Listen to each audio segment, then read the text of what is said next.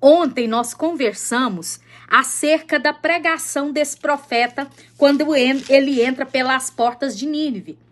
Uma grande pregação, uma frase. E ele repete essa frase durante o dia inteiro.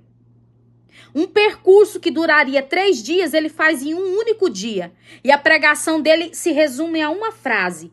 Dentro de 40 dias, Nínive será subvertida. Em algumas traduções, será destruída. Ele fala qual é a causa? Não. Ele fala o que fazer para evitar o juízo? Não. Esse profeta não quer profetizar para esse povo. Esse povo não merece. Esse é o sentimento do profeta. Não há um querer dentro dele. Não há um bem-fazer dentro dele.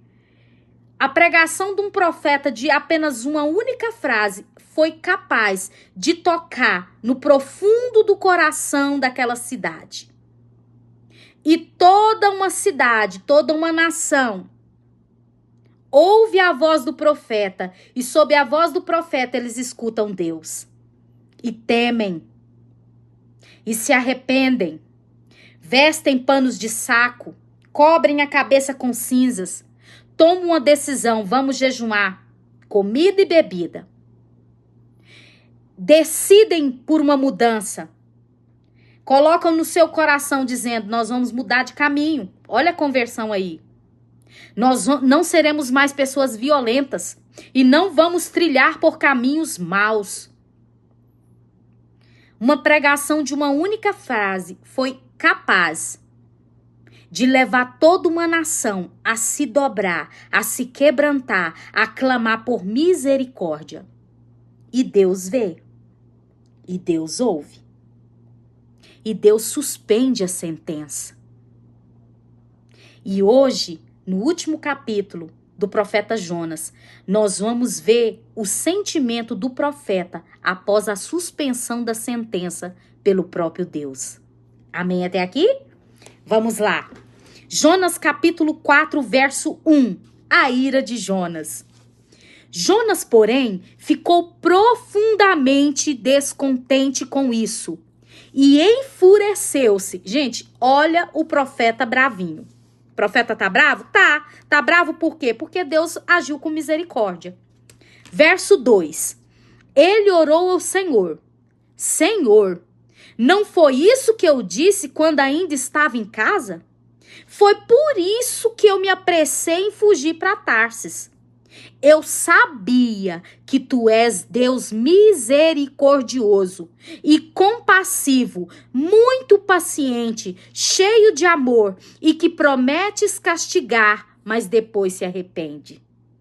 Agora, Senhor, tira a minha vida. Eu imploro, porque para mim é melhor morrer do que viver. Meu Deus, gente. Olha o sentimento desse profeta. Irmãos, quando ele percebe que o Senhor suspendeu a sentença de destruição, ele se enfurece. O que é isso? Ele ira. Ele fica bravo. E quando ele tá bravo, ele ora. E aqui eu quero trazer um segredo para mim e para você. Quero revelar algo que às vezes você não percebeu. Tem pessoas que dizem assim, eu não tô com emocional o suficiente agora para orar. Não tem emocional para isso. Tô muito irado. Tô muito triste. E hoje eu quero dizer para você, é justamente quando você estiver muito irado, muito enfurecido, quando você estiver tomado pelo sentimento, é o momento mais necessário para você buscar o Senhor em oração. Na ira dele, ele buscou o Senhor. E aqui eu percebo uma chave para a minha vida e para a sua vida. Independente do sentimento ou do quanto ele queima dentro de você, ore ao Senhor. Ore ao Senhor. Ore ao Senhor. Amém? Olha só. Quando ele ora ao Senhor, ele revela algo que estava no coração dele quando ele ainda estava lá em Israel.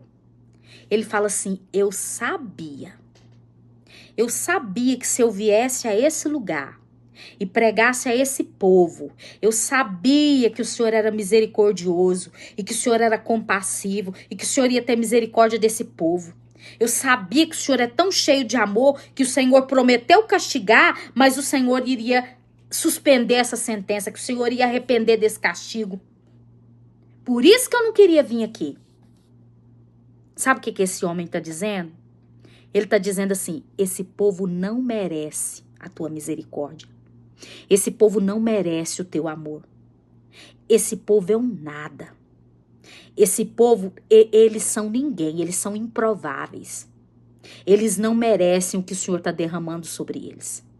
Quem é esse povo para o Senhor agir de misericórdia? A fama dos ninivitas, que são os assírios, era terrível.